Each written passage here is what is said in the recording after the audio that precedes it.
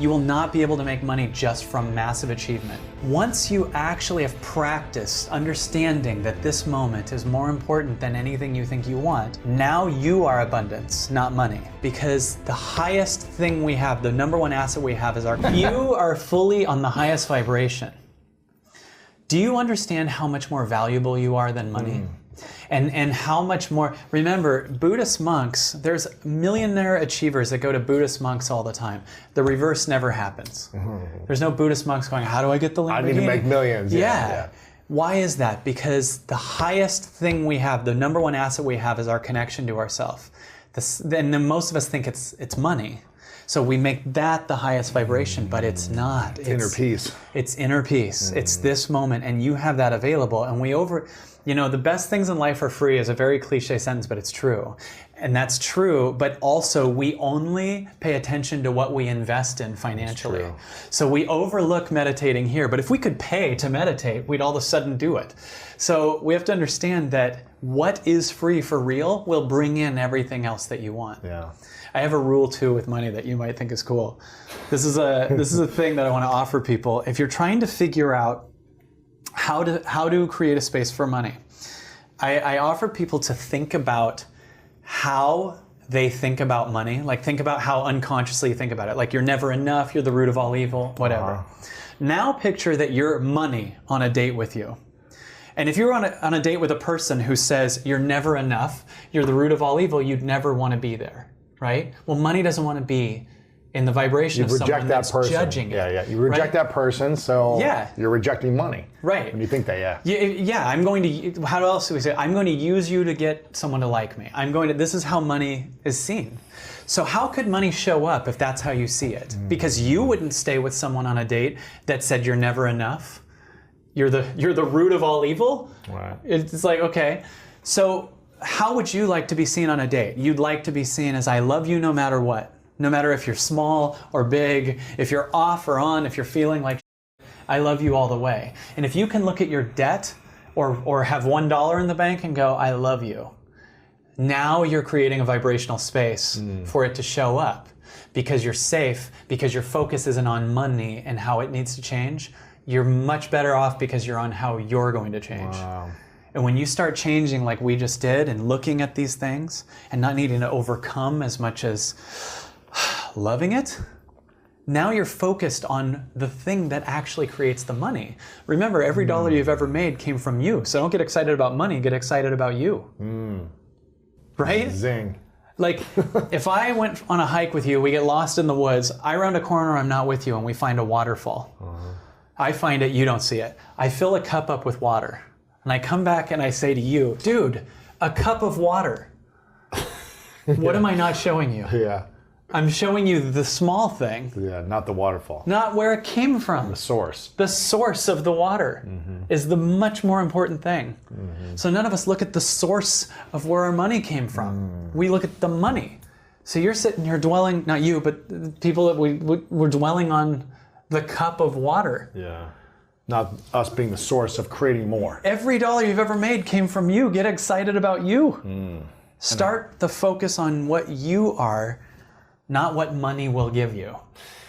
And your energy is going to attract or repel more wealth. A lot of, a mentor of mine said, I was at a salsa club learning how to salsa dance, terrified out of my mind, and I saw a guy who was amazing, who was a public speaker. He actually got me into public speaking. And he said, the world makes room for passionate people. I think money is attracted to passionate people as well, because people are passionate about life. They bring an energy, they bring a richness, a fullness, a richness, and they attract riches. Yeah. Whether it be through the community or the art they're creating or the business they're creating. Yes. And you're going to start to attract. Especially in this time, because I know there's people watching this go, well, what do you say about all the greedy billionaires and blah, blah, blah? And what I say is that's the old consciousness. Yeah. That there, in fact, we see through it and it's starting to crumble. So the old way of doing things selfish was a conscious shift, because I believe in like the 50s, everyone was just like a factory worker working for, and then it was like this breakaway where an entrepreneurial boom happened. So taking your focus off of the old story and moving into what you are, and learning how your thinking changes things was the highest consciousness we understood at the time. So at that time, that created this old consciousness of your focus, changes it. So you think positive, whatever. And that created it. And then we keep going and take a good thing too far. And then all of a sudden it's this billionaire thing. You can feel the most controlling mindsets crumbling. You can feel the suicides from the people that have made lots of money but see that it's not the answer. You can feel the people that are controlling other people.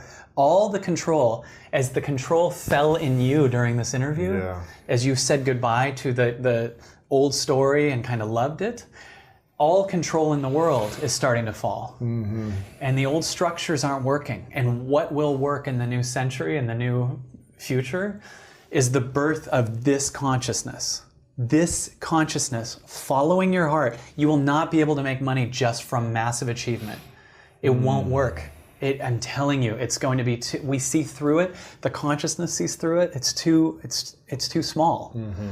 When there's going to be a major influx of Martin Luther King's, Mr. Rogers, Oprah's, Wayne Dyer's, it's coming. Because we're so repressed that our hearts are going to springboard like the Renaissance, and there's going to be, you know what I'm saying? That's true.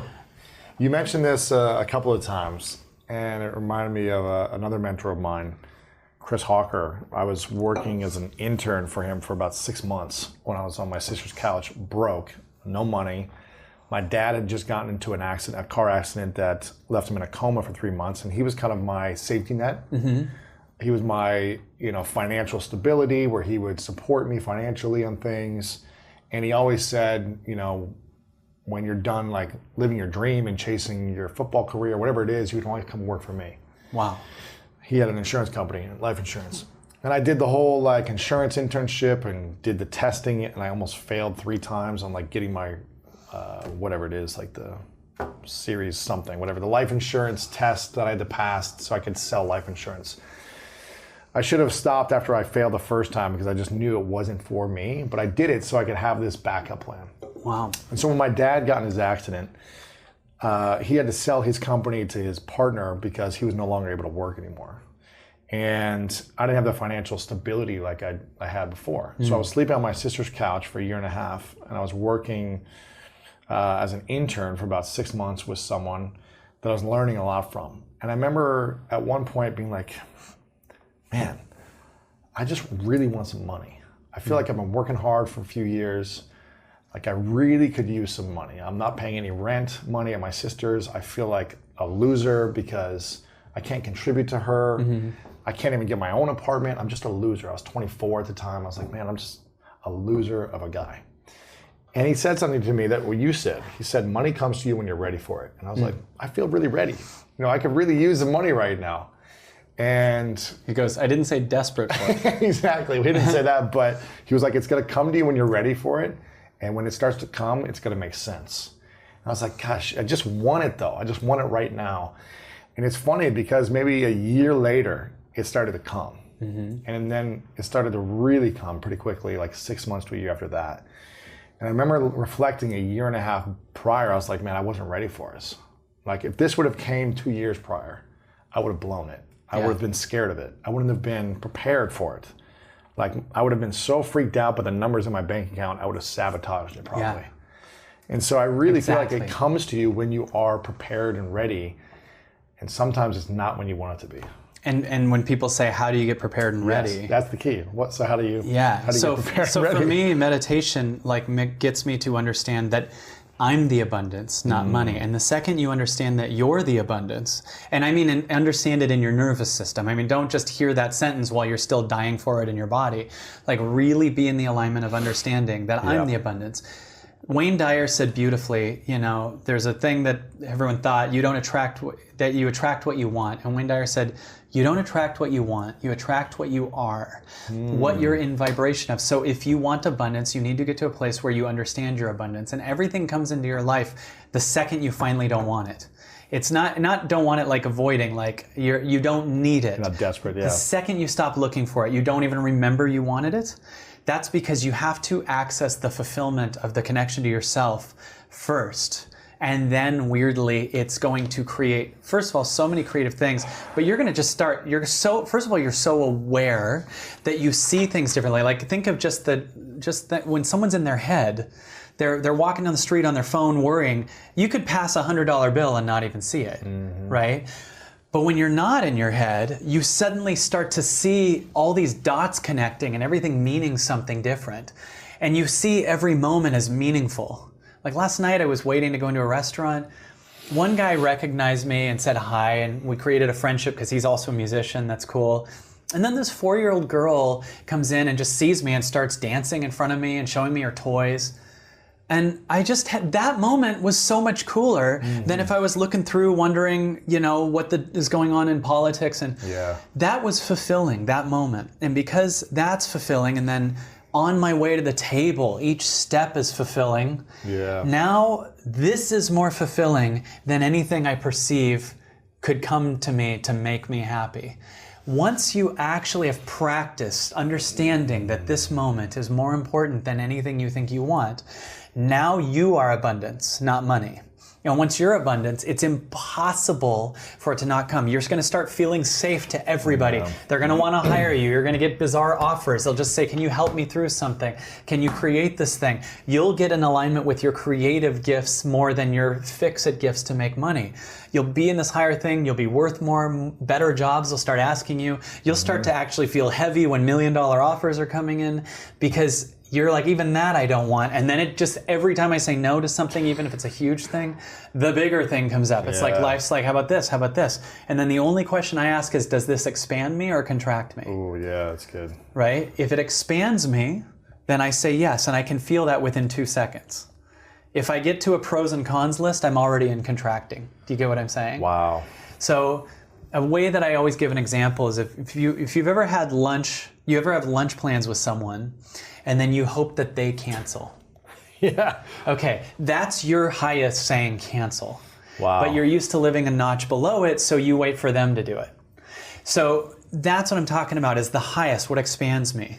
So it expands, what expands me a lot is saying no to a lot of things. Isn't that so powerful? Yeah.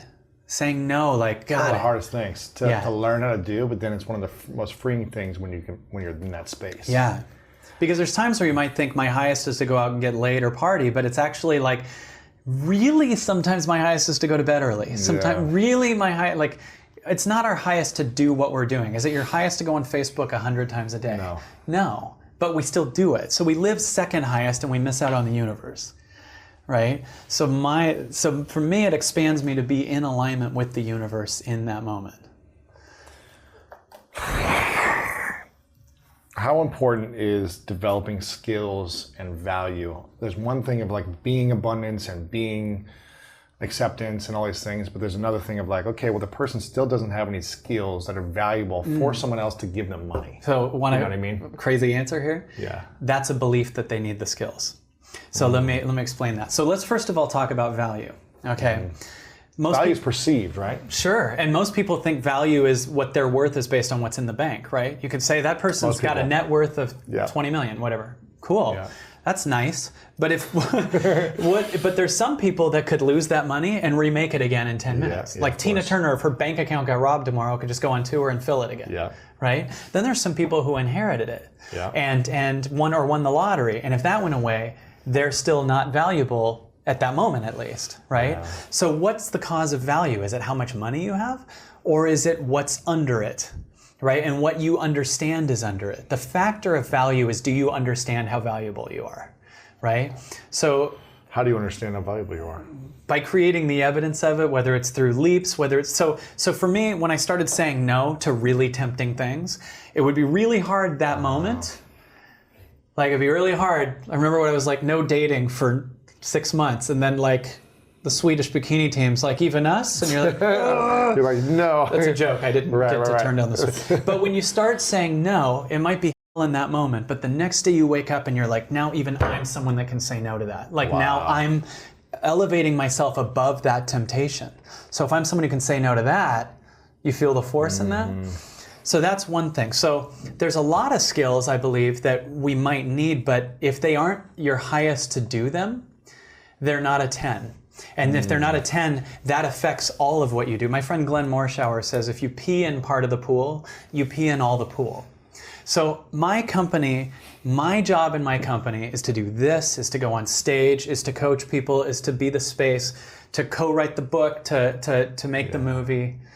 I don't do the accounting, right? I have no idea how to do the accounting. I don't give about the accounting, right? I don't do the wardrobe. I don't do any of that. But there are people who it is their 10 to do that. So I delegate that, because if I did this thing that's a 3 energetically, then I'm going to average and bring that onto the stage. My energy will be more depleted because I'm doing things in my life that are like that. Same thing, if you're out of alignment in whatever area, you're bringing that into all of it. Yeah. You get what I'm saying? So true. So that's my answer to the skills thing, because there's stuff that we're just natural at. And most of us disqualify what we're naturally good at because it hasn't been done before.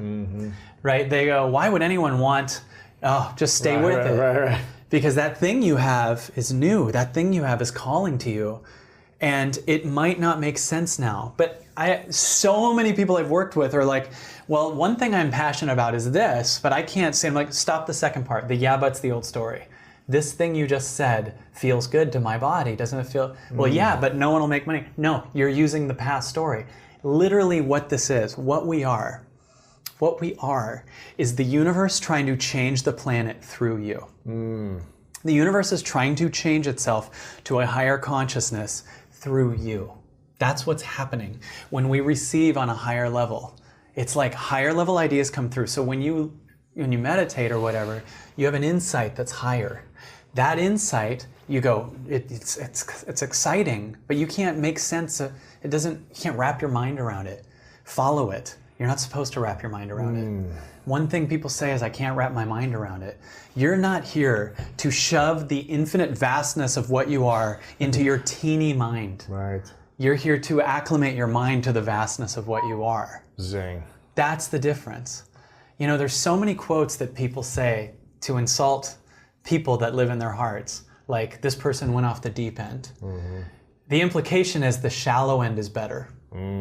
This person went over their head. Yeah, I'm using my whole body. Right. Right? I'm not staying in my head. Are you out of your mind? You better believe it. I'm in my heart. Exactly. Right? Yeah. It's easier done than said. How about it's too big for your britches? Right.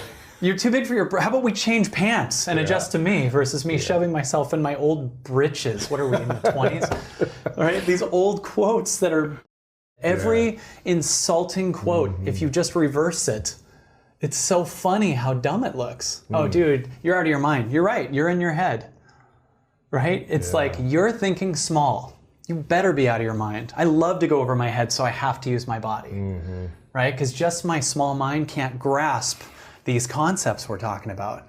But my body knows it. Like, if you listen to this, you have to be listening from your body. You cannot listen from the small story. That won't make sense. In fact, this is very offensive to the small story. Yeah. Right? How dare he? I'm in this limitation, and most of us, instead of fighting for our freedom, fight for our limitation. Gosh. They Because fight. that's a safe space, right? Yeah. It's safer being limited. Totally. Well, it's safe. Ironically, it's not. It's actually the most dangerous place. Oh, it seems safer. Yeah, but We're it's more comfortable familiar. in that place, yeah. Yeah, but I mean, what we call a safe space could be an abusive relationship. Oh my It could gosh. be, it's just you're used to it. So because you didn't die, you go, that's safety. And everything that I've never seen before, I don't know that I won't die, so my body's scared of it. But the truth is, usually what the body's got is way better. And it will change your consciousness from here to here.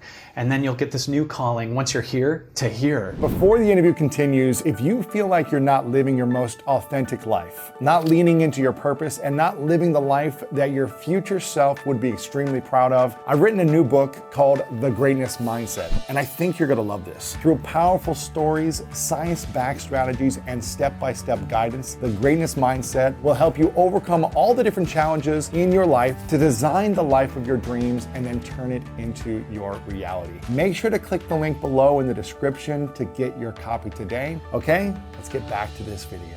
What is your thoughts around the identity of money and the psychology of how it plays in our lives? Because a lot of people want to make more, they want to attract more, but they're just struggling with just the concept of it. Yeah. Well, I think we've been programmed quite a bit with our relationship with money. I mean, we have a relationship with everything known in our environment. You have a relationship, a neurological network in your brain for your parents, for your cell phone, for your computer, where you live, where you've lived in the past, what you're going to do tomorrow. That, for the most part, the brain is a reflection of everything that we know, right? So along with that is our relationship with money. And I feel like I have a really good relationship with money because I work on having a really good relationship with everything in my life. Did you always have a good relationship with money? I think so. I think so. I've never really lived in lack. That just wasn't part of it. Even when I went to college and I had to take out student loans and stuff, I always figured out a way to always be a little bit ahead of the curve. And so let's back up and just look at how people form beliefs. Because most beliefs are created from past experiences, right? So children, when they're in their early ages, their brainwaves are very slow. Like their brainwaves are in alpha when they're like 7 to 12. They're in theta when they're like 2 to 6 years old, and they're in delta like when they're newborn to 2 years old. And so these brainwave states are states that were really suggestible to information. So when we hear information, we believe it. And we accept it, we believe it, we surrender to it as if it's the truth without analyzing it, because there's no analytical facilities yet. Right. The analytical mind starts around 12 or so, 7 to 12, and that analytical mind is actually what creates a barrier between the conscious mind and the subconscious mind. So before 12, roughly, what we see, how we model our parents' behavior, what they say to us. It's all being programmed subconsciously, right? And so that's really, really important, because if you heard money is the root of all evil, money is bad, only certain people are allowed to make money, you have to work hard to make money, this is how you got to do it, and that becomes the foundation subconsciously. That's like recording an audio file. You just keep recording that audio file, it becomes a subconscious program, right? So a lot of people have a relationship with money based on either what they've been told or what they've experienced in their outer environment, right? So then we gain information from our environment, and the stronger the emotion we feel from experiences in our lives, the more altered we feel inside of us, the more the brain freezes a frame and takes a picture.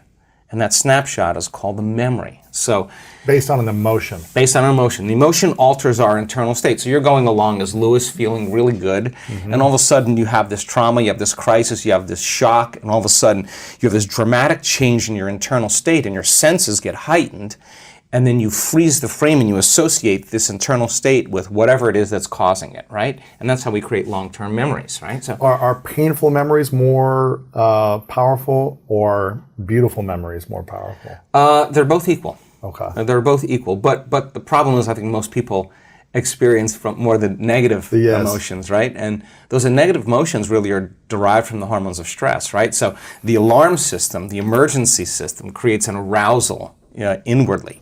And that arousal is saying there's something dangerous in your outer environment, right? And it could be a person, a circumstance, an accident, or whatever. And that change in emotional state causes you to remember the event. You got to pay attention, right? You got to stay really and narrow your focus on the cause. So think about people who have relationships with money, right, from the past. All beliefs are based on past experiences. So you have an experience where you lose money, you have an experience where money's taken away from you have an experience where you don't have enough, you're living in a place where there's not enough money, or a family that's not enough money. Then the emotion that most people are living by on a moment-to-moment basis is lack. Like, I'm in lack of having something that I want. Okay?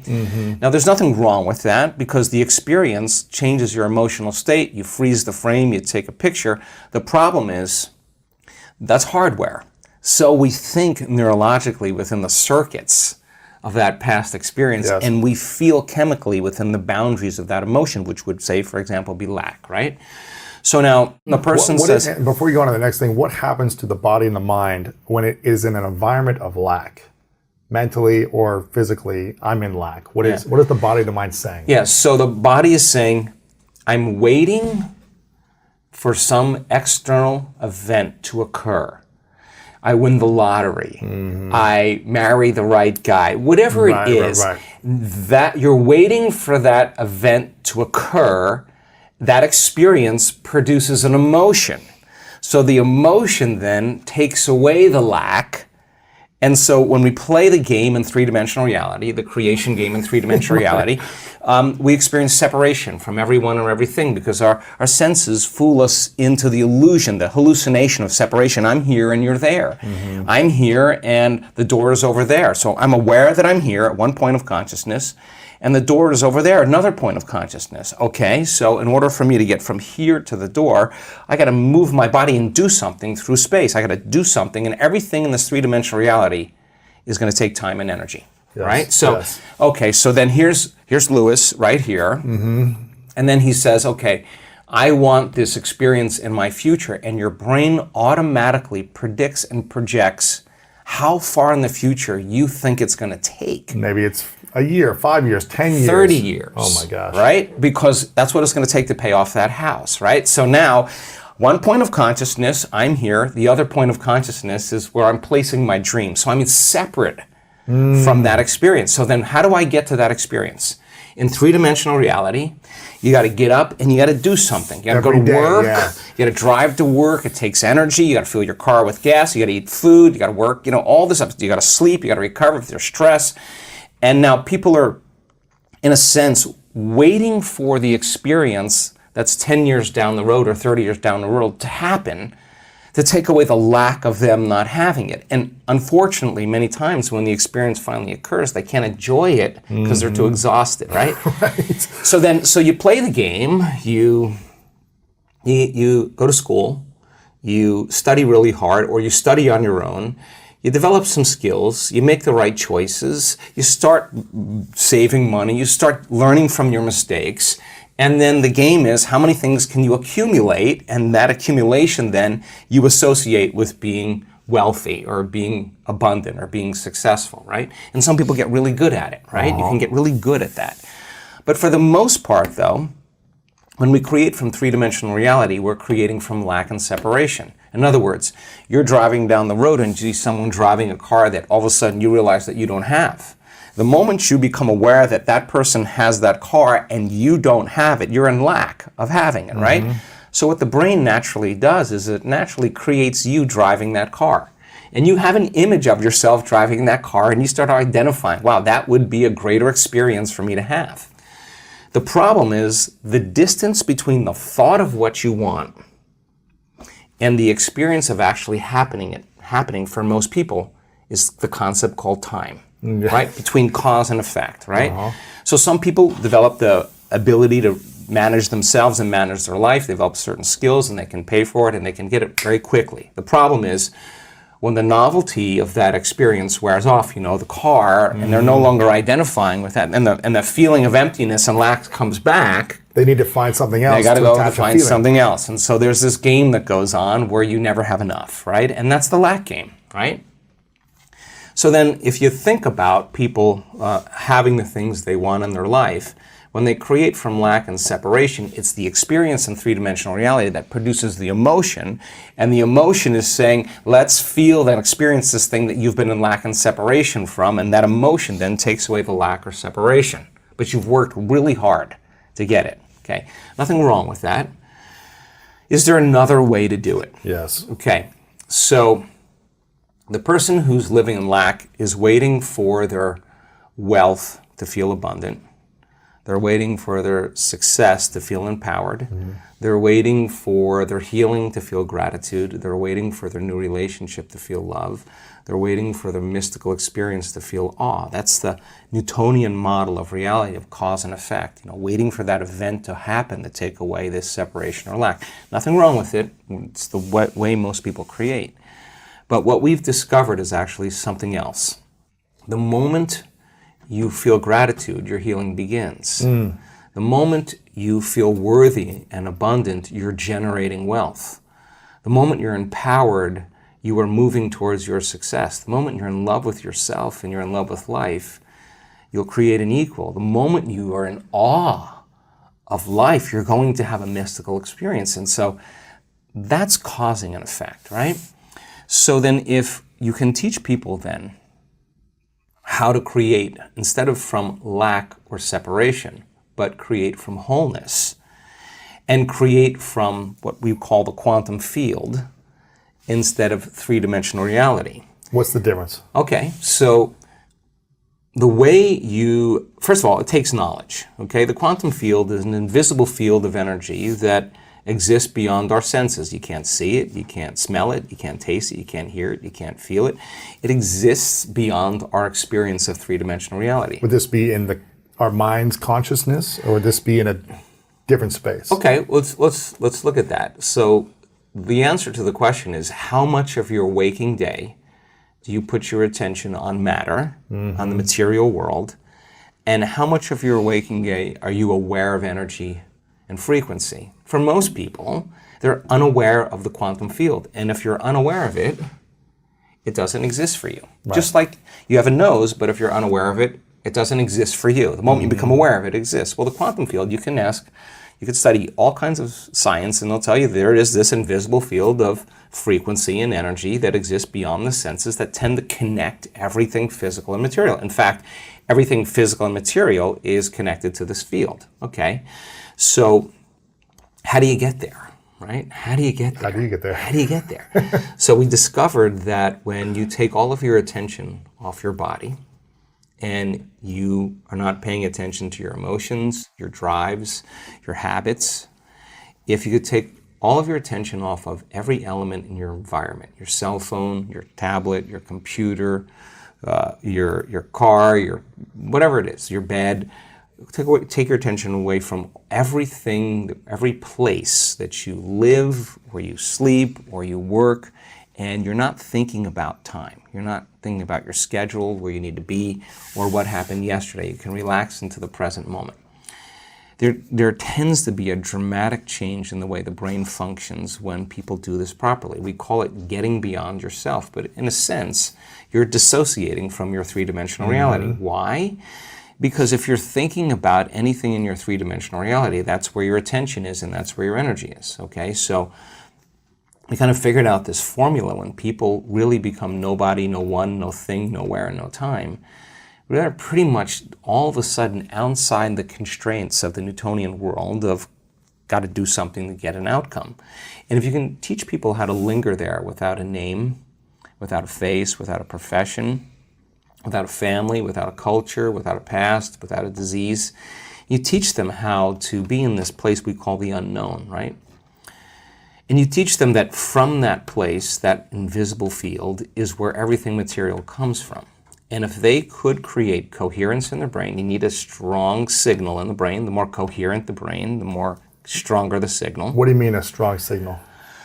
Okay, let's see how I could say this. When most people, when we look at brains in real time, and we're looking at people's how their mind is working. When you're under stress, okay, stress is created by not being able to predict something that's going to happen in your life, the perception that something's going to get worse or you can't control something, right? So when that occurs, we switch on that primitive nervous system called the fight or flight nervous system, and the brain goes into this very alarmed state called high beta. That means pay attention to the outer world. There's danger out there. But if it's not a predator and it's traffic or your coworker or your ex, right. This is where it gets to be a problem because it becomes very maladaptive, right? So when we're in that state and the brain is in that aroused state, we try to control and predict everything. So every person, every object, everything, every place, even your body has a neurological network in your brain, right? So as the arousal happens, we start shifting our attention to all these elements, and like a lightning storm in the clouds, the brain starts firing very, very incoherently. And when the brain's incoherent, we're incoherent. That's not a strong signal. It's a static on the wire. That's disconnection. There is no signal. Right. So when we're in that state, we're always really looking for the worst case scenario of what's going to happen, because if you prepare for the worst, anything less happens, a better chance of survival, right? So in this kind of aroused state, as we shift our attention to each one of these elements that are known in our environment, the brain starts compartmentalizing and firing out of order. And that is what creates what's called autonomic dysregulation. That causes the brain and body to get really out of balance, right? So in that state, we're over-focused. You know, when you're stressed, you're over-focused on something. You can't stop thinking about it. Our research shows that when you do that, you actually make your brain worse because you're analyzing your problems within some disturbing emotion, and that emotion is driving you further out of balance. You're actually knocking your brain and body out of balance by thought alone, and you're driving it into these more aroused states, right? For someone that's been living like that for decades, that's their base state.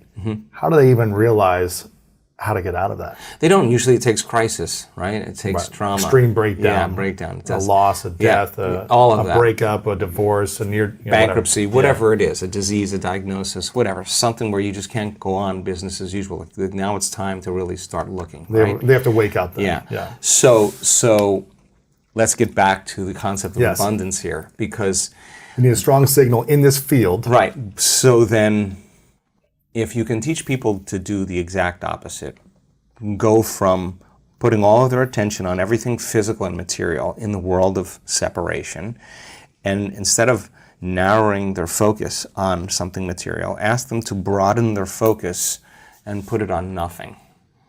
Now, I know that sounds kind of crazy, but when you put your attention on space and you divert your attention, the act of sensing without thinking actually starts to slow the brainwaves down. Not only slow it down, but all of a sudden cause the brain to start reintegrating, starts to synchronize, right? And so you see different compartments of the brain that were firing out of order start to resonate. They start to communicate. They're all of a sudden synchronizing, and what syncs in the brain kind of links in the brain. So when a person has their whole entire brain firing in rhythm, that's a very strong signal that you can send out into the field. So when that signal is strong in that position, what can you create from that space? Okay, but that's only one element. Okay. So then the clear intention tends to be a very important element that we have to get down. And the more coherent the brain, the more clear the signal for that intention. So with intention and attention, we could actually make thought more real than anything else. Now, what is that? You're saying, what would it be like to be wealthy? What would it be like to be abundant? What would it be like to have all my needs met? What would it be like to have more than I need? What would I do if I had everything I ever wanted? The answer always is the same. You start giving stuff away. Because if an abundant person is truly abundant, why would they hold on? They would say, I'm not in lack. There's more for everybody, okay? Turns out, though, that the signal sent out isn't enough. You're going to have to draw the experience back to you. And so Send the signal out to, coherent brain, financial freedom, whatever that is. abundance, all these different things. Right. Whatever that is for you. Whatever that is for you. You're putting that out there with your signal, with the intention and the attention. Right. And then how do you draw it to you? So in the physical world, in the physical world, you got to go get it. You got to do something. This is the plane of demonstration. You got to go get it, and when you're in lack until it occurs, right? But I'm hearing you say there's a way to not chase but attract. All right. So if you're creating from the field instead of from matter, right? There's a very strong possibility that you'll shorten the distance between the thought of what you want and the experience of having it. And when there's a vibrational match between your energy and that future that you want to experience, now if you're creating from the field, you actually don't go anywhere to get it. You actually draw it to you. So here comes the synchronicities, the serendipities, the coincidences, the opportunities, and they come out of nowhere. And you say, I don't understand. I didn't do anything. Well, you changed your energy. And so then the other element is a coherent heart, right? And the heart has a magnetic signature. And the magnetic signature is what draws reality to us, right? So you combine that clear intention with a coherent brain. Now here's the key. This takes practice. Yes. Because the person who's living in lack is usually unworthy, is usually insecure, is usually in their past, they're usually frustrated, they're usually impatient, they're usually resentful, because nothing's changing out there because it's taking too long. Well, everything takes a lot of time when you do matter to matter, right? So then if you teach them, okay, we know all about that. We know the story behind that. We all know the things of what your your parents past and- told you about money, all that other. Don't worry about it. Don't worry about it. But now let's do something that would be really cool. Let's write down the feelings of how you would feel if that future happened, and you're going to have to feel that feeling before it occurs. So now, okay, what does an abundant person feel? Pretty much free, a lot of Free, freedom. peace, excited, joyful. In love with life, grateful to be alive, abundant. Okay, now let's practice feeling those. Turns out when you're feeling those other emotions like resentment and impatience and frustration, you're stepping on the gas pedal, you're just turning on the sympathetic nervous system, and you're stepping on the brake. At the same time, which is you're angry, you're frustrated, but the fight or flight nervous system says run, fight, or hide, and you're sitting in a Zoom meeting and your neck is pulsating is because the heart is beating against the closed system, right? You're not using it in an adaptive way. So the heart starts firing out of order. It starts firing incoherently, and incoherent waves cancel each other out. It's called destructive interference, and then we stop trusting our future. Energy leaves the heart. When you control from the inside, like we're in control of ourselves, we're in control of our world. So it doesn't matter what happens, you figure out how to get to where you're going. The goals don't change. Sometimes the methods of getting there do. But I think probably I had great teachers. I had a half a dozen phenomenal mentors. And I think I was raised the right way. You stay in control regardless, you know. Yeah. What would you say are some of the habits that you have that people wouldn't expect that you would have? Maybe they would expect certain things like waking up early or journaling or, getting 8 hours of sleep. But what are some habits that you do differently that maybe are unexpected in the personal growth space? I study every day. Every day. I've studied every day now for 60 years. I started to study this book in 1961, and I read it every day. Same book, Think and Grow Rich. I have just here behind me, I've got the Laws of Success, the original ones that Napoleon Hill wrote in 1928. And then he came up with this in 1937. And the man that gave it to me, he said, if you'll study this every day, he said, you're going to have a wonderful life. And he pointed out Napoleon Hill spent his whole life studying the lives of 500 of the world's most successful people. He was mentored by Andrew Carnegie, who at the time was the wealthiest man in the world. And he said, since he spent his whole life putting this together, he said it would be a prudent move on your part if you spent the rest of your life trying to understand and apply what he was teaching. And, right. That just seemed to make some sense to me, and that's what I started to do, and I've never stopped.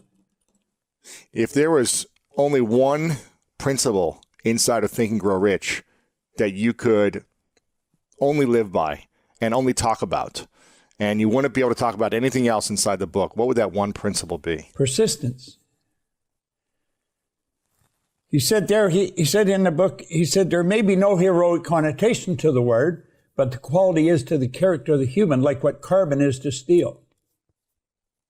See, I think the trick, Lewis, is get some good habit patterns and live with them all of your life. Because you're either going to grow or you're going to die. It's create or disintegrate. There's no such thing as leveling out and staying where we are. And some people think they can just hold it where they're at, but they can't do that. You're either going to go ahead or you're going to go backwards. It's create or disintegrate. And so if you have good habits, you're going to keep growing. Way back, I think around 1938, 39, Albert E.N. Gray worked for the Prudential, and he wrote The Common Denominator of Success. It's a great article. And he said the common denominator of success is informing the habit of doing things that failures don't like to do. And he was speaking one time, a young guy said, why do successful people like doing these things? And he said, they don't. That's why they've turned them into habits. I thought that was beautiful. That's why they've turned them into habits. They don't like doing them. You see? And of course, a habit What do you think? Well, a habit is something we do automatically without any conscious thought. It's part of our paradigm. We're programmed. What do you think are the 3 most difficult habits to develop that actually will support us for the most growth long term if we can take these habits on? One of the things I think the most difficult is repetition of studying the same thing. I have a book here on my desk. It's in a book holder. And when I went to visit Earl Nightingale way back 1968, it was other than that, it was around 66. And I saw he had this book stand on his desk, and I asked him what it was. He said it was a book holder. And I said, why do you have it? He says, because I want to read those 2 pages every day for the next month, maybe 2 months. I said, really? The same thing. And he said, yeah. He said, then they'll become a part of me. And he said, that's really the secret of success is the repetition of an idea. You see that in sports. You play ball. I mean, it's definitely part of your game. You know, how many plays would you have in your head? Well, a lot of different plays, but in football, there's really only like 9 different routes a receiver can run. Yeah. That's part of the tree of running a route. But there's so many different variations within plays that one receiver could run, and then another person could run in tandem with that. Yeah. So there's a massive playbook that you go through at the beginning of the season, and you've got to remember a lot of different things. But if you typically know the route you need to run and what other people are doing around you, then you can figure it out. But it's repetition that enables you to do that, isn't it? Over and over and over and over. Well, you again, see, the same route over and over. That doesn't just apply to football. I think that applies to life. And if a person will really understand that, it's through repetition that you program your subjective mind. And it's your subjective mind that controls your behavior. Doesn't make sense to some people, but if they would study it and start to understand it, they would start to do it. What's the most important thing on those 2 pages that you have open in front of you? Most important thing here, read it to you. The lesson to be learned from the practical aviation of the present day is that of triumph of principle over precedent, of working out of an idea to its logical conclusion in spite of the accumulated testimony of all past experiences to the contrary. With such a notable example before us, can we say that it is futile to inquire whether by the same method we may not unlock still more important secrets and gain some knowledge of the unseen causes which are the back of external and visible conditions, and then by bringing these unseen causes into a better order, make practical working reality of possibilities which at present seem but fantastic dreams. They're talking about the Wright brothers. He said there was a secret they got off the ground because nobody knew how to fly, and neither did they until after they got it in the air. But he pointed out that it was principle over precedent. And we let precedent control us too often. What's the difference between principle and precedent? Well, precedent, you're letting something that has happened in the past control you. The principle is that there's always a better way. Doesn't matter what you're doing. Better is a beautiful word. What's something in your life that took a long time where you were holding on to the precedent of something for a while? Maybe it was months, maybe it was years, decades, that eventually the principle finally started to fly and you had a breakthrough. Is there an area of your life you can think of? Oh, absolutely, absolutely. Just as soon as you said it, yeah. You see, when I started in this, when I first got this book, I was such a loser. And I mean, in every way you look at it. I went to high school for 2 months. And I didn't quit. They kicked me out. They didn't want me there. And I was kind of happy because I didn't like it there anyway. I held dumb jobs. I never had a half-decent job. The idea that I could even get a good job never entered my mind. I had such low self-esteem. I didn't understand that at the time. I didn't even know what self-esteem was. And letting go of the fact that I didn't have a formal education, that I never had any business experience. The man that gave me the book, he said, none of that matters, Bob. That's the past. He said, let it go. Well, I had a difficult time letting that go because we're programmed that if you don't go to school, you can't get a good job. That if you're going to earn a lot of money, you've got to be really smart. Well, you see, I didn't think I was very smart, and I didn't have any formal education. That's a hard thing to let go of. But through the repetition of studying this over and over and over, and as he pointed out to me, Edison had grade 3. And he pointed out different people that had no formal education. And I finally made a break, left it behind. I'm not quite sure exactly when, but I let it go. Yeah.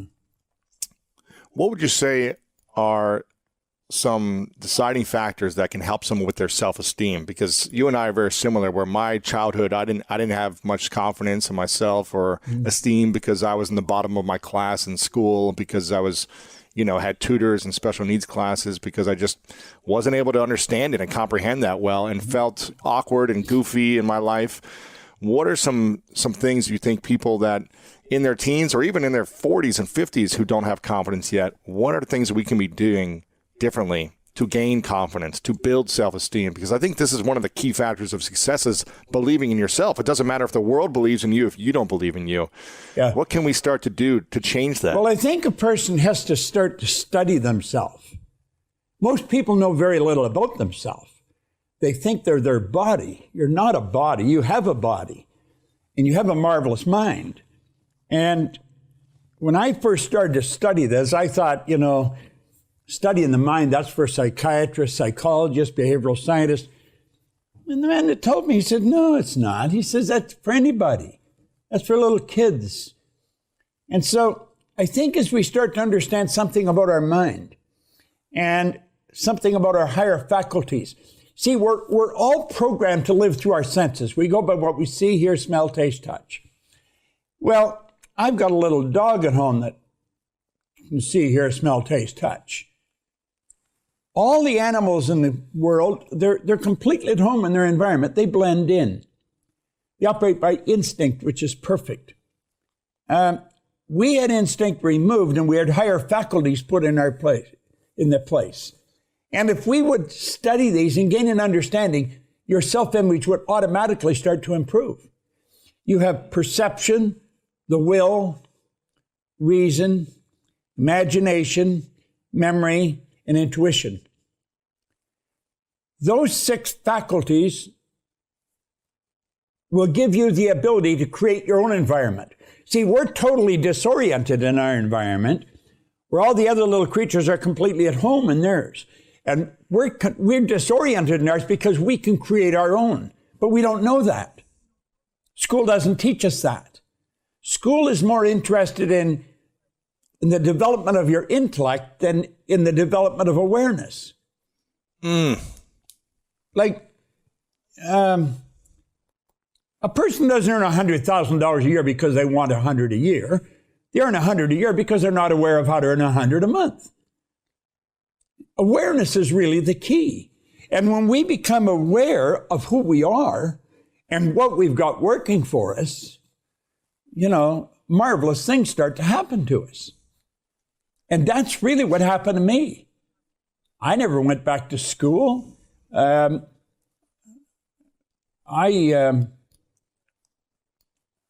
built a very successful company. It operates all over the world.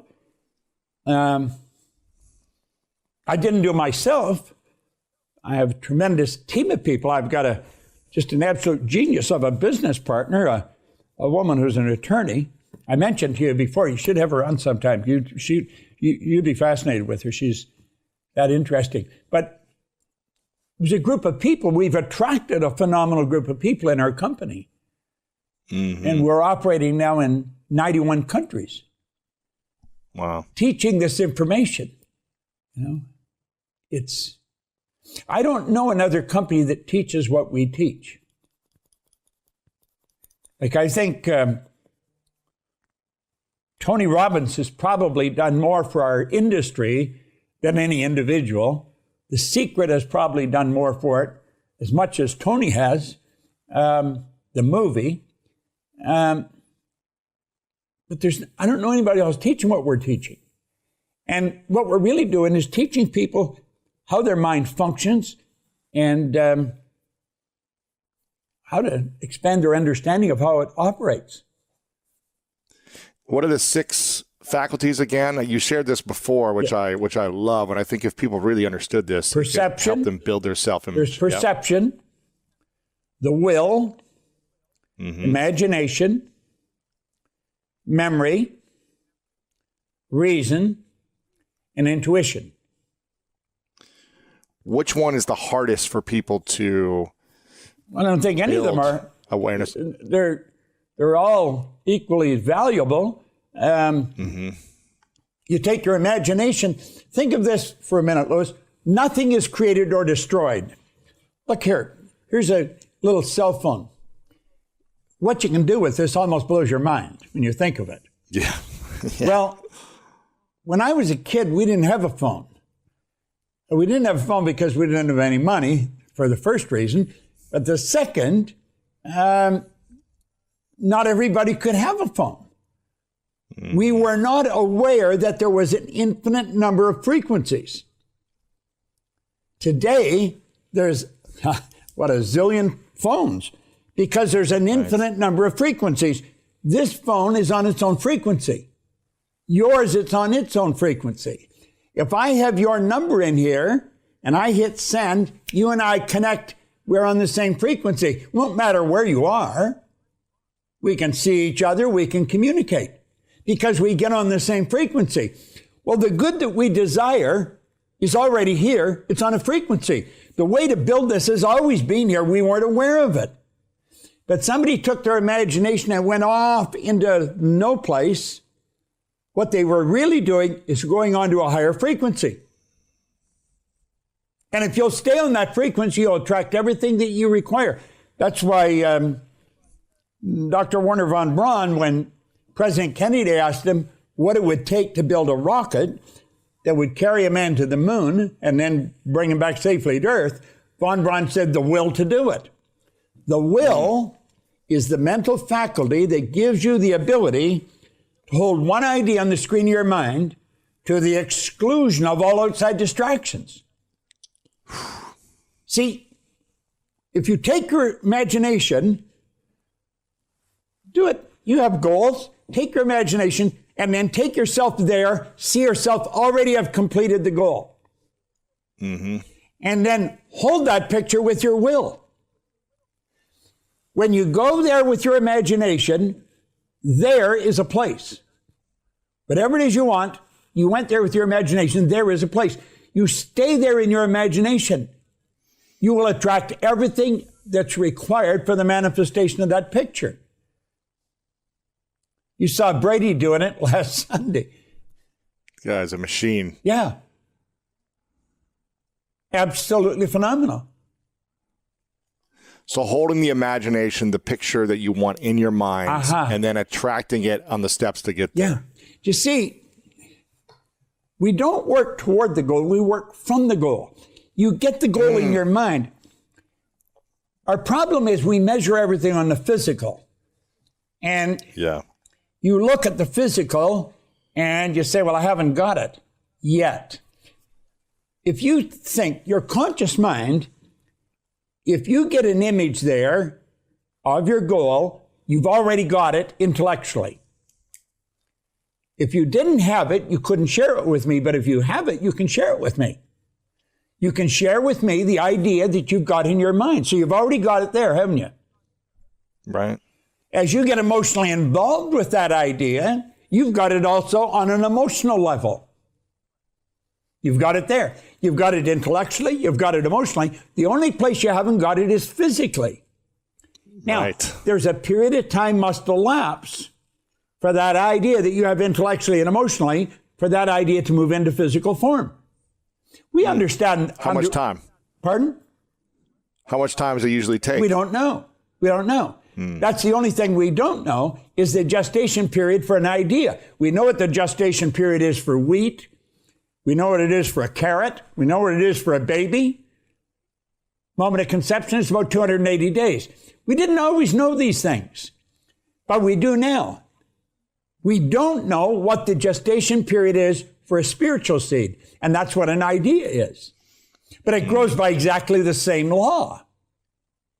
And so if we hold that idea in our mind, it must by law manifest in form. It moves into form. Now that is called the perpetual transmutation of energy. It's one of the laws of the universe. Wow. There was something that that you shared just a moment ago that reminded me of an interview I did with Joe Dispenza recently, where he said we're really good at remembering the past and actually building a story in our mind about something traumatic that was actually way worse in our mind than it actually probably was in person. We're really good at remembering these stories. But what we need to do, he said, is to remember the future. And when he said that, it kind of triggered something different. It's like what you just shared. It's like have an idea of the future of what we want to manifest and hold on to that idea and remember the memories of the future as opposed to holding on to the memories of the past so we can move into that as opposed to be stuck in the past. That's holding, So I you love see, what you that's what shared that there. is, yeah. Yeah. Yeah. That's and it's holding hard. the memory. Why is it so hard? Why is it hard for us to hold on to, or maybe not hold on to, but keep in our minds and imagine the idea of a greater future for us as opposed to constantly being stuck in the past? Why is that hard for so many of us? Because we're programmed to go the other way. You know, what language do you speak? I barely speak English. How about Russian? Привет, как дела? That's all I know. Well, the point is, you were raised with the English language. Yes. You don't know another language. I was raised with the English language. I don't know another language. I was working with people over in Kuala Lumpur a number of years ago, and they had a little boy 4 years old. That little boy could speak 4 languages. They thought nothing of that. There's people speak many more than 4 languages because that's the way they're raised. We're the product of our environment from the time we're born. But prior to that, genetically we're programmed. You're genetically programmed at the moment of conception. You got all mom's DNA and all dad's DNA.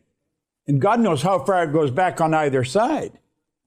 Well, that is programming. That's in our subconscious mind. And that's called a paradigm. That's what it is. It's a program in our subconscious mind. Now, here's the crazy part. You have programs in your phone or in your computer. The people that write the code for these programs are really smart when it comes to writing code.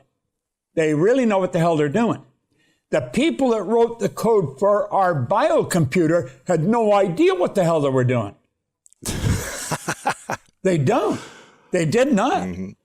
They were writing the code for my subconscious mind and for yours. That's our paradigm. And that probably controls our life to an enormous degree. It did with me until I was 26.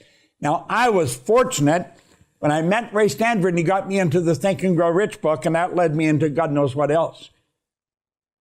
I have been working at changing that program since I was 26. I'm 86 right now. So I've been at it for a long time, and I work at it every day. Most people don't even know that they have the problem. So they stay stuck their whole life. Listen, you interview some pretty interesting people. I watched you interview here a billionaire a while ago. Which one? I forgot who it was. Anyway, Ray Dalio, Charles Koch. it was a pretty John Paul interesting DeJoria, interview anyway. But Yeah. the point is, anybody can become a billionaire if that's what you want to do. You say, well, wouldn't everybody? No, everybody wouldn't. I wouldn't want to put all my energy into that. Now, does that mean I don't want money? No, hell, I earn all kinds of money. And I probably want to earn more. But that's not my focus. We are programmed to live a certain way. And rarely do we change that. Now, I change it, and I teach people to change it. But most people don't. Stop and think of how few people are really well off. 3, 4, 5% maximum, if that. And 95% are struggling. And some of these are really bright people. You've got people that have a doctorate degree in commerce and finance, and they're broke. How the hell could that happen? Well, they never learned how to earn money. They learned how to count it, invest it, and what to do with it. They never learned how to earn it. School doesn't teach us how to earn money. I mean, if you could predict, obviously no one knows, but how do you think there's going to be a bigger recession or some type of crash in some way in the U.S. economy or in the world? And when do you think that will happen? I see, I already feel it in 2023. So which think is next year. Because a lot is going to happen with the U.S. election and also the potential conflict in China and Taiwan, and also the gas shortage and everything, and also so many tons of food wheat is stopped at the port of grain, Really? Wow, which could cause a starvation in African countries. So we're going to see a lot of chaos in the next few months. Really? Yeah, and we're going to experience a lot of gas shortage in European countries, which they're thinking about because the gas stopped coming to Germany. So a lot of change is going to happen in the next few months. What, for everyone listening and watching right now, what would be the next 3 steps they should take after listening or watching to this around their invisible assets, their visible assets, or just the next 3 steps they should take in life to prepare for this? Right. So mentally, you have to be ready to find your peace of mind. So you can start counting your blessings, start appreciating what you have, and enjoy the flow of happy money. So when money comes in, you can say, thank you for the money given to me. When you pay for the bills, thank you, I have enough abundance so I can pay the bills. And start blessing people that you're giving money to. So by doing that, you can find your peace of mind. Yes. In whatever you do. And I think that's the basic. That's number 1. That's the base. And also, secondly, you have to start figuring out your inventory, what you have and who you are. What type of inventory? Both emotional and also your gift. I never knew I could write until I was 33. Really? My parents were so surprised, and my brother and sister, and many of my friends were so surprised that I became an author. And I was the one who gets surprised most, by the way. Yeah. So I didn't know until I started writing. So I'm sure you have some kind of gifts buried in you. For example, Luis, you are an athlete, so definitely you knew your gift as an athlete, but probably you didn't know that you had a gift as an interviewer. No, I had no idea. Speaker. Yeah. Writer. I had no idea. Writer, right? And also somebody who can motivate people. Right. You know, you use it for you to motivate yourself, but you didn't know you can impact millions of people. I had no idea. Right? So like when you are young, in your 30s and 40s, you never knew. And so you have to start looking at what you have. What skills, tools that you've developed that you could use if you need to. Yeah. And you have to multiply them because only single gift is not taking you far. But if you can multiply your gifts of speaking, for example, and also listening, and the sense of humor, and the care, generosity, if you combine all of them, you become so unique. Yes. So once you become so unique, people start just coming to you because you're more attractive. Right. Yeah. So Okay. So that's number 2 is find out your inventory of your assets and your gifts. And I'm also assuming your inventory of like how much money you have, your investments, what you. But it's not so important. Okay. Because if you are not making much, it's not much anyway, right? What skills do you have? Yeah. Skills. Yeah. Right. So if your net asset is less than $300,000, don't worry about investing. I think you should invest in yourself. Invest in you. And take your friends out for dinner because it's going to pay more dividend. Mm-hmm. So be generous with your energy, your time, yes, your gifts. Yes. And then the third step would be start getting support from everybody. You know, I have, say, for example, more than 10,000 people sending me money every month as a form of subscription online salon. Yes. So, and I haven't promised anything to do for them. So it's just a love money. So This is what type of money? Love money. Love money. Yeah. So 10,000 people pay you money every month Yes, just because they $10. love you. Yeah. $10. That's how I feel. Wow. Are you offering them anything? Are you giving them any I teaching? just say, I had this fun interview with Louis today, and I'm in Stockholm. I sent some videos, but I'm not promising like I do this, so I give you this, so give me this. Right. No, it's more of a casual thing. That's cool. So I have enough trust from people. So the happy money, so almost like is given in my custody, so I can help other people. That's cool. So if you start getting fan clubs or cheer supporters, so you can start with 5 people, and you can start having 10 people, 30 people. So the next economy will be very interesting because a lot of people support one another. So instead of working for one big company, say I have 300 people supporting me. Right. Say, and you can increase your monthly support money. Say $100 per month. If I get a support from 30 people, $100 a month, that's $3,000. Right. And if you get 50 people who are supporting you with $100, you already have a $5,000 income. So whatever you do, you don't have to be the next entrepreneur of the world.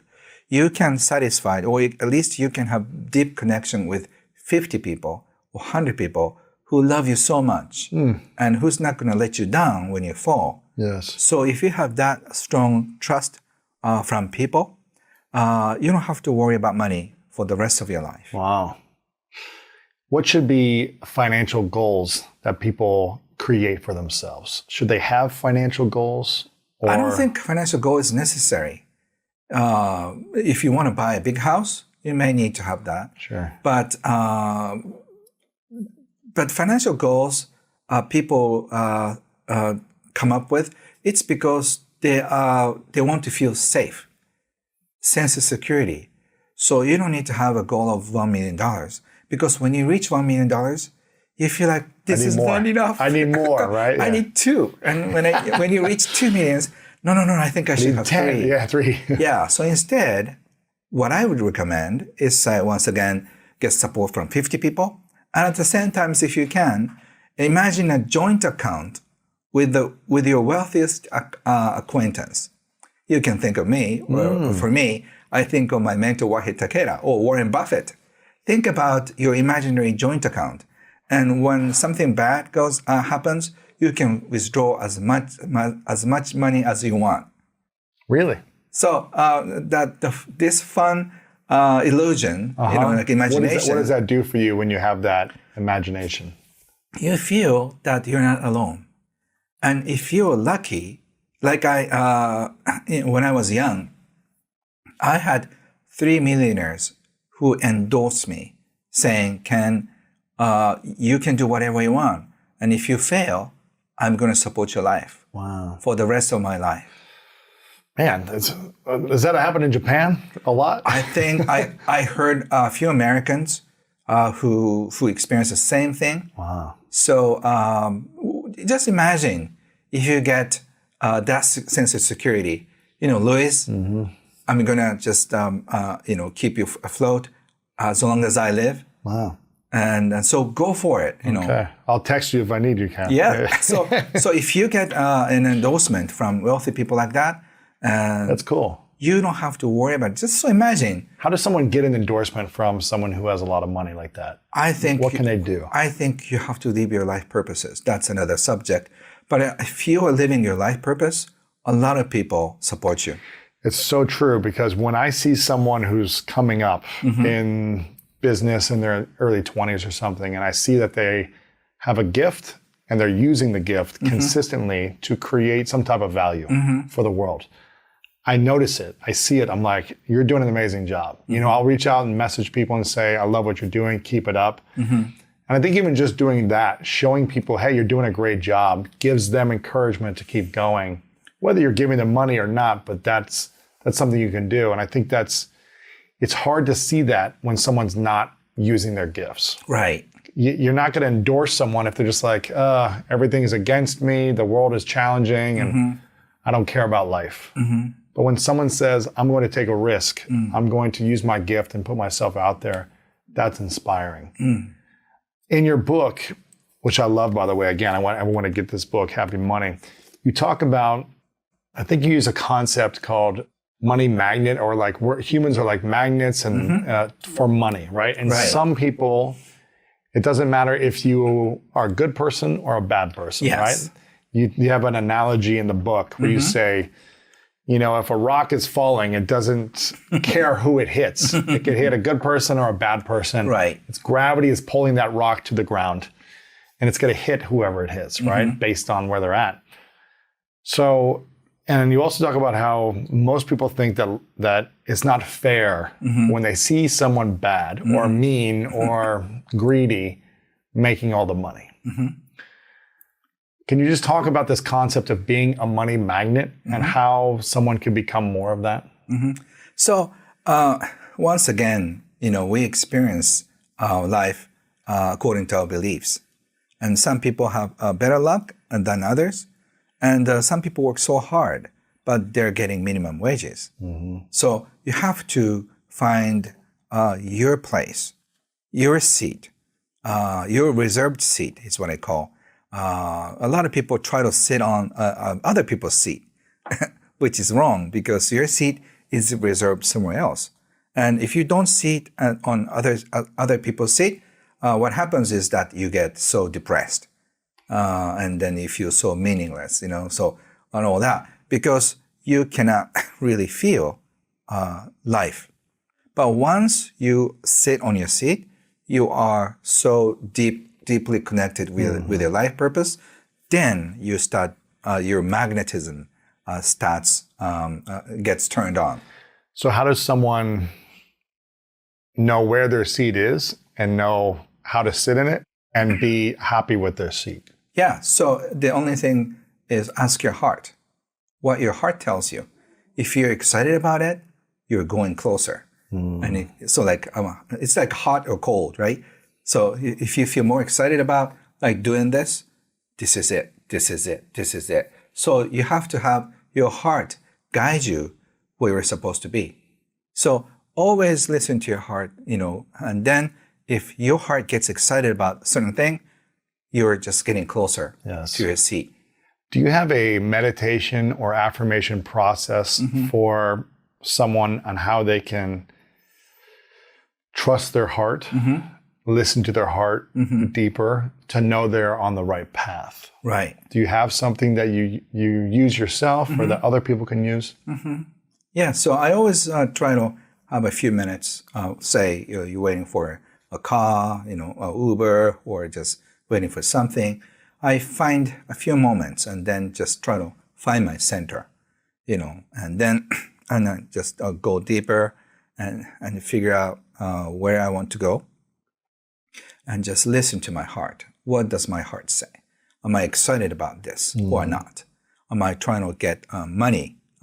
So I'm not excited, but I have to do this to bring money on food on the table. So I always check what my heart tells me. You're always listening to it. What happens when your heart is not excited? Like let's say you have a project you're working on. Right. You're working. I'm assuming all of your books you're excited about, but maybe there's an event you're supposed to go to, or I don't know, something that you said yes to. And you realize your heart is not excited about this. What do you do then? Do you do it, but then you don't repeat it the next time? Or how do you navigate that? So I want to be a nice person. So once I said yes, I'll do it. But I try to be very careful with what I say when I say yes.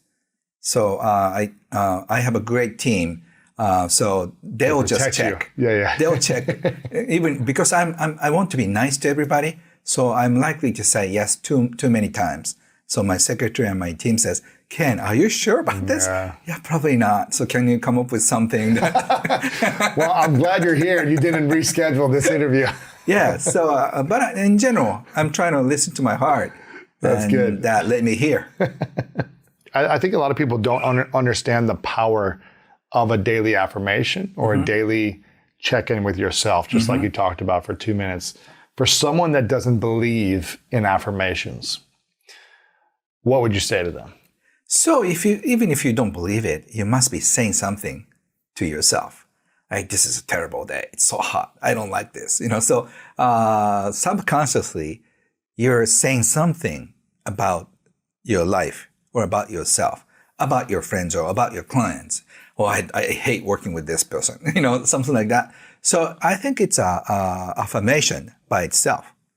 So just write down what are the things that you say to yourself. Subconsciously, you can probably figure out. Right. And is that a happy thought? And then, unfortunately, a lot of the things that we talk to ourselves are negative. Yes. Yeah. So do you want to feel negative thoughts like this? Or do you want to pour more positive thoughts? You have a choice. But unless you write them down, you never know it. And then you may find that the reason why you get depressed because I keep all these negative thoughts, about life. No wonder I feel depressed. So if all the things you talked about about you are positive and loving, it's what you get. Yeah, exactly. And can you tell me how we can think about money as energy? In the book also, I saw you writing about how money is energy, and sometimes people try to make it and hold on to it. They want to hold on to it. They want to stack it in their bank as high as they can go, and they don't want to spend it. Sometimes it happens. What happens when we hoard money, when we keep it and we don't let it come and go as energy? What happens? So I have seen so many interesting things. Like when if you hoard your money, a few things happen. You get sick, and then you have to pay for the medical bills. Really? Yeah, or like your kids do something bad, and then you have to pay for the damage. So money needs outlet. So it's so interesting how money flows, and if you don't let out your money energies outlet, it's gonna get bad. It's like a pond. If there's no flow, the water gets bad. Right. It's like, think about your health. If you eat, and don't go to the bathroom, you get sick. What's going to happen? Yeah. So to stay healthy, you have to eat right. You have to release right. Yes. So for hoarding money, I want to ask them, you're eating so much, but what if you refuse? I'm not going to go to the bathroom, for the rest of my life. Oh my gosh. You'd be sick. Right. Yeah, And you'd explode. you cannot eat well. Yeah. So you have to let your money flow, and then the next flow comes in. So here comes money EQ, the trust part. Trust is the hardest part of money EQ. You have to have the trust that once you let go of money, it comes back. So you don't have the trust. That's why you start worrying. That's why you have doubts about yourself. So instead of attaching to your money, you can say, thank you for staying with me. Just go bless the world and come back with your friends. Many of the people that I know who have tremendous amounts of money have huge fears around being poor. And so it's just as an interesting thought, like a lot of people who don't have money see people who have money as thinking differently, and they might in that they are more uncomfortable being poor than you are. Like it is more painful for them than it is for you. It might be. I'm just being really It real. might be why some of them are stingy too with their money. Of course, They're like, 100%. I'm not going to spend this $5. I'm going to keep it. They're very stingy with all of it. 2 nights ago, we were out to dinner with a guy who just got valued at $1 billion, right? And it's all cash flow. It's not one of these software things. Like it's off. Like he's getting, like he's making real money, crazy money. And he's like, I'm not going to that gym. He's like, for Equinox, I said, I'm not paying $200 a month for a gym membership. It's a different perspective. Now, I'm not saying I'm that way. You know what I mean? Like I'm okay spending on gym membership. That's fine for me. But like everyone has their own things, and like there are these behaviors. Like he got the other guy who had the 250. He got to that point because he squeezed everything out of his business, which made the business so valuable, and then he was able to sell it. But like the $1 billion guy was saying, he's like, you know what they don't tell you about when you sell your business, because he's sitting next to the guy with the 250, right? And he's like, the moment you sell your business, he's like, you have no cash flow.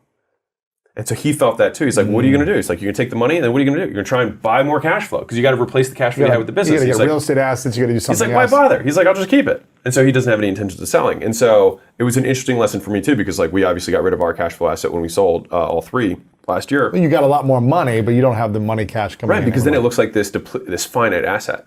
The business goes on forever, in your mind at least, right? And so it gives you this illusion of control, this illusion of security. And me personally, most people wouldn't believe this when I hear it, but like I'm very risk averse.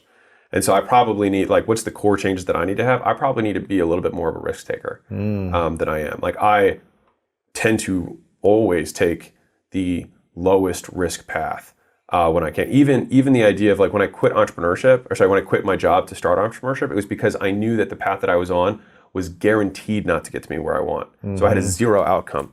And so this one, even though it was lower, like I had a low chance of success, the other one had 100% failure guarantee. And so it felt like the lower risk option for my long-term goals to quit my job and become an entrepreneur for that reason. And so, people are like, I'm really risk averse. I'm like, so am I. Like I hoard money. Like I do. You haven't spent any of the money from the exit still. No, it's like just sitting in the bank. Nothing. Yeah. We started working the next day. We didn't even take a day off. Yeah. We literally sold, wire hit, and we started working on acquisition.com the next day. Let's say you had to start putting that cash flow every month into other things, team, resources, whatever it is. And that wasn't coming in. And, maybe let's call it $100,000 a month was coming in with cash flow. I don't know how much it is, but let's just say that is going into hiring team and other things to support you getting to the $1 billion in 2.5 years.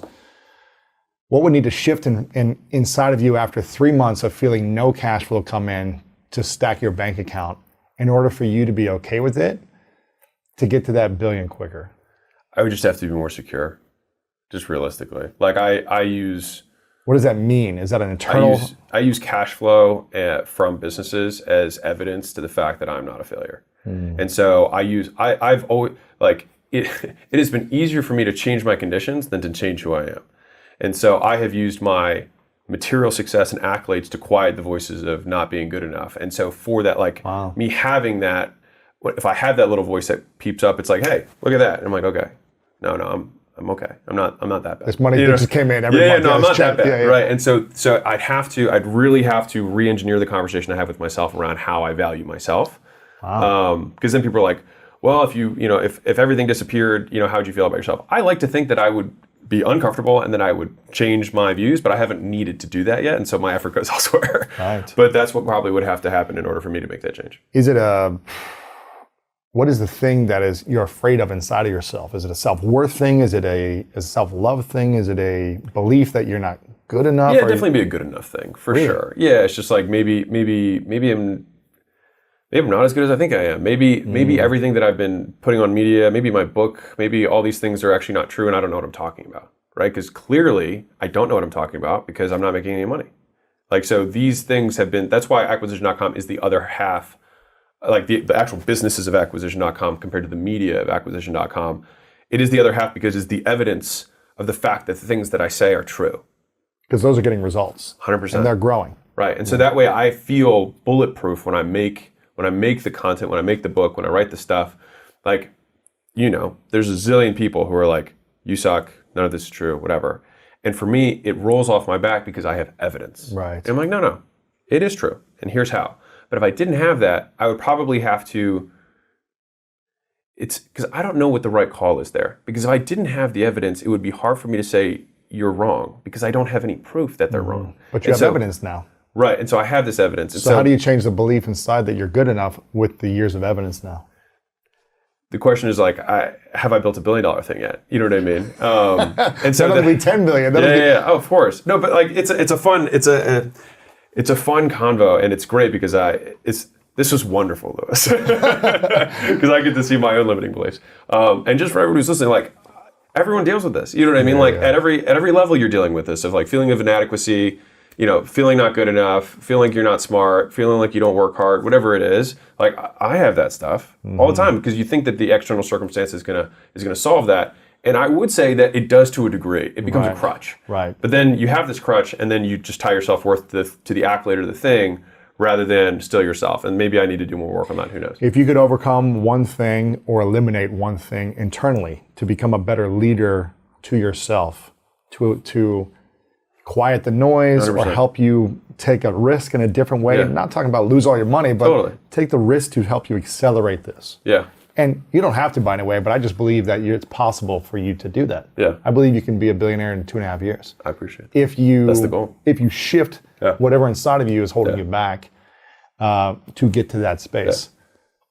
What would be that one thing to eliminate or overcome internally to make it happen? Is need for external validation, 100%. The need for external validation. Why do you need I knew when you started the question. Why do you need external validation? I mean, I think part of it's so ingrained in us. If you think about us as kids, right? Like, how do you orient yourself with the world? You get reinforced or punished at all phases, directly, indirectly. But you get reinforced or punished, and the things that you get reinforced, you do more of. The things you get punished, you do less of, right? Like that's just how we learn behavior, how we learn to function in society, right? Touch that thing, it hurts. We got punished. Okay, you know, your parent tells you to sit down and be quiet and eat, and you learn to sit down and shut up and eat. And then we wonder why adults don't move because we're told to sit when we're running around, right? We learn or at school, sit down and be quiet. 100%. And we wonder why we eat so much when the reward for everything we did when we were a kid was food, right? We wonder these things.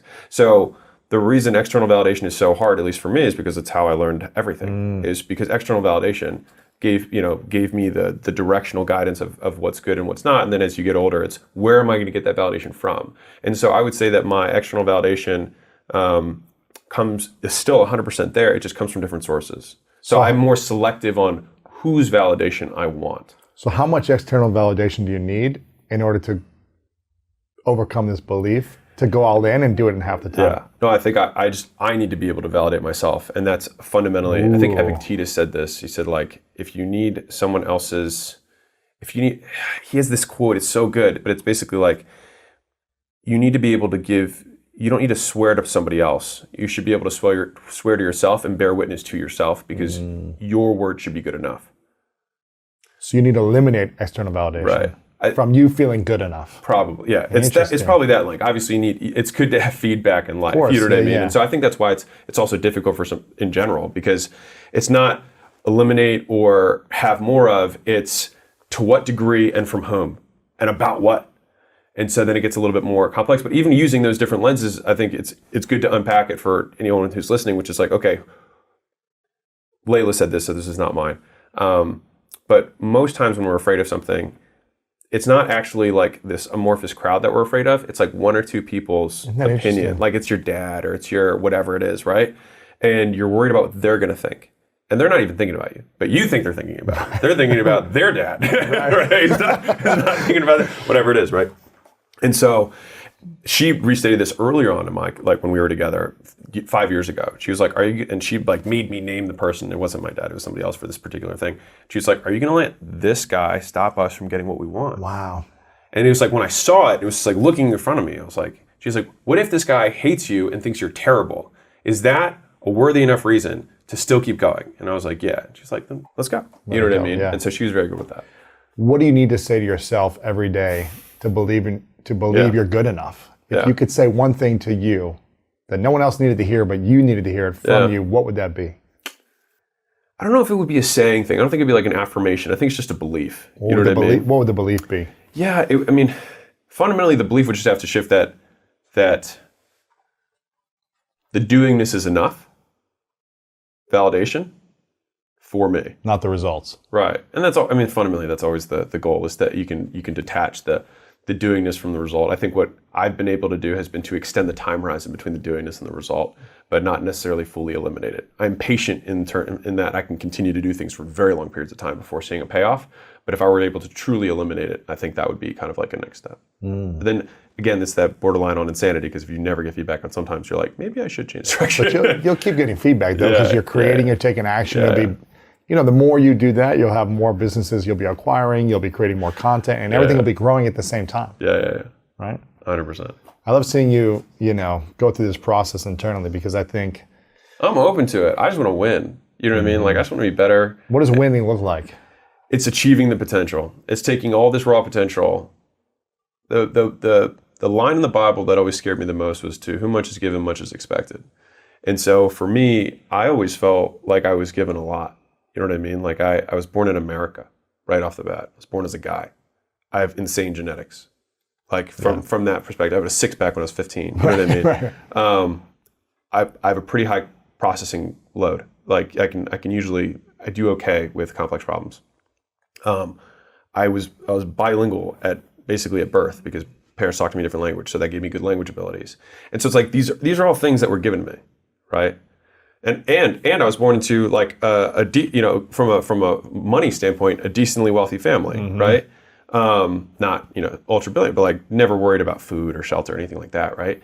And so these are all the things that were given to me. And so to me, I'm like, man, much is expected, right? And not necessarily that that's God, whatever. Just I expect a lot of myself, because I see so much potential, and I want to like by the time I die, I would like to have nothing left in my potential tank, and it just all have been transformed into my reality. Yeah. For those who aren't happy right now, maybe they're listening and they're not happy with their financial situation, what would you say would be the first few steps for them? Is there some prompts they could go through and write down first to question or analyze beliefs? Is there should they look at their bank account and see how many revenue streams they have coming in? Should they look at should they invest in a coach? If so, what should they be looking at as action steps? I definitely think the best place to start is your thoughts, beliefs, and words. So I have an exercise that I love that just was so sobering for me back in the day. Have you ever done that one where you write a letter to money as if it's a person? I'm not sure if I've done that exactly. I've written many letters to myself, future self, past self, but tell me this one. Yes.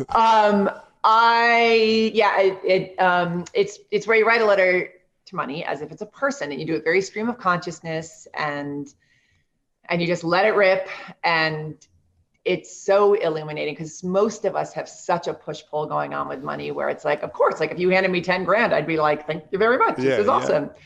But then we also feel dirty for pursuing money. We think rich people have no morals. We think we'll have to sacrifice the things we love. We think we'll lose friends and family if we get rich. We'll, whatever. And so when you do it stream of consciousness and really treat it as if it's a person or a thing, it blew my tiny mind when I saw. What happened to you? What were your? Oh my God. Well, okay.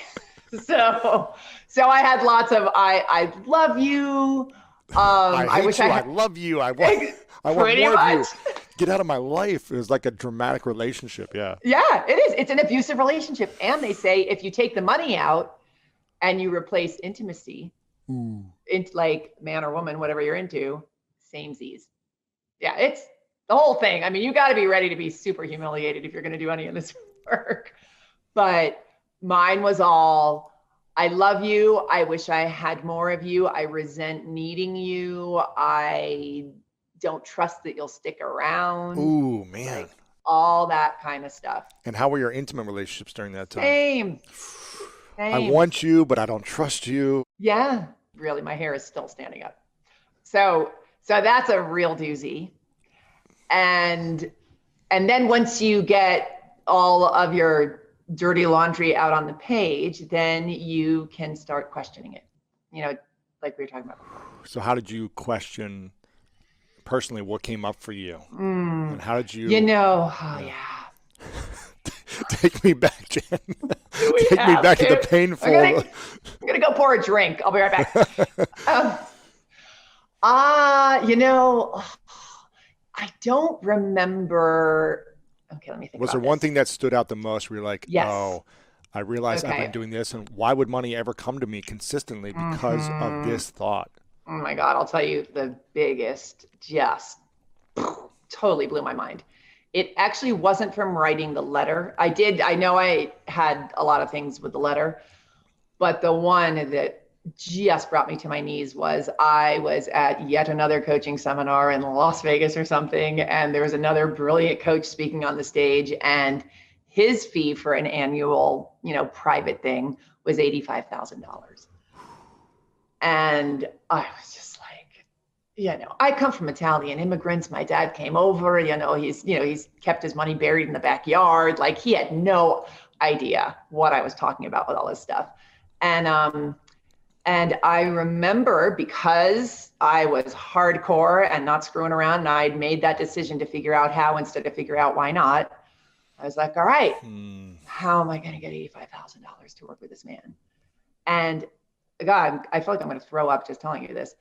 The thought of that, like opening myself up to that possibility. I mean, that's house money. That's like as irresponsible as it gets, right? Yeah. And the fact, just the mere act of opening myself up to that and making myself available to be somebody who would find 85,000. And saying, if it were possible, how would I do it? Yeah. And so what did you Oh my discover? God. Okay. I actually get a lot of my information through like quick visual visions. Mm-hmm. And I had this image of my dad, who's so sweet and not the best at showing intimacy, but he loved me to death. And the way that he would show me was by giving me a 20 or helping me with my rent that month or whatever. It was always through money is how he showed affection. And I had this image of him in his little yellow V-neck sweater, which I have now made kind of famous, but with his hands in his pockets, looking at his feet, so sad, because if I got rich, I wouldn't need him anymore. Ooh. And it really blew my mind. And it changed a lot of stuff for me moving forward. So when you came to realize that, this was all just unconscious. You weren't even thinking about it before, but you knew that's how you got love, and he was able to express love in that form by helping in some way, financially or something like that. So when you realized that, did you address him about it, or was it more about you addressing it with yourself and letting it go and realizing that he's still going to love you even if it's not through that way? What was that process like? It was awesome. I started visualizing him being really proud of me, which he totally was, and being happy for me and feeling relief that I wasn't going to be, living in a gutter next week. And this was the biggest part for me, which I cannot believe I was able to do, because I have issues around this with my dad, but I still let him give me money. Because in the old days, I was like, you don't see who I am. I just told you I got $1 million for a book deal. Like, you're not listening to me. But it's all he knew how to do. So I would tell him all of my great successes. And at the end of the conversation, he'd always be like, well, you need some money. You need $100. And I'd be like, sure, Dad, that'd be great. And it made him really happy. I was psyched to get $100. Yeah, of course. And it really healed our relationship. It was amazing on so many levels. And I think this is common for a lot of people. I think a lot of people don't realize that what's holding them back is they don't want to outshine their parents in some way. Yeah, or their siblings, or It's abandonment. It's abandonment. It's hard when you're like, I think there's a lesson in the 48 Laws of Power by Robert Greene. I think it's maybe in that book, which is not saying we should live by this book because it's more about strategies of like war and power, but there's some good lessons. There's some amazing lessons in there. And one of them is, I think it's never outshine your mentors. Like, always pay respect. Like, you can do greater things, but make sure you're always paying respect to your mentors and not like belittling them once you surpass them type of thing. God. And so I think it's figuring out how do we continue to let our star shine bright, but also continue to elevate the mentors that were there before us, and give them the honor and respect. Oh, yeah. You're able to heal that, you feel like, from that process of just discovery and awareness? Yeah. Yeah. And it was so fun after that, like seeing how much joy it gave him to give me money. I was like, oh my God, that's so dear. So you didn't stop receiving money even though you didn't from him, even though you were like, I don't need to feel loved and I don't need the money anymore. You didn't stop it because it allowed him to express his feelings and emotions and love for you, right? But how much of a sacrifice is that for me? I mean, big whoop-de-doo. So it's just all he knew, so. That's beautiful. What were the steps on how you got the $85,000? Or is that something you invested in or no? Yeah, I did. $85,000. That's a lot of money for coaching. What? So you thought to yourself, there's no way I could do this. But then you started to shift and say, well, okay, if it was possible, how would I do this? What did you do? God. Well, I love this process. Oh my gosh. Okay, so this is why also I'm always screaming and yelling about you have got to do stuff that scares you out of your mind. Scares you. If you are not scared, you are on the wrong track. It is so important. Lastly, you can improve the quality of people on your team. Now, having an experienced, dedicated team is one of the best investments you could ever make for your business. It'll buy you back your time. It'll allow you to focus on what you're good at instead of stretching yourself too thin, trying to do everything at once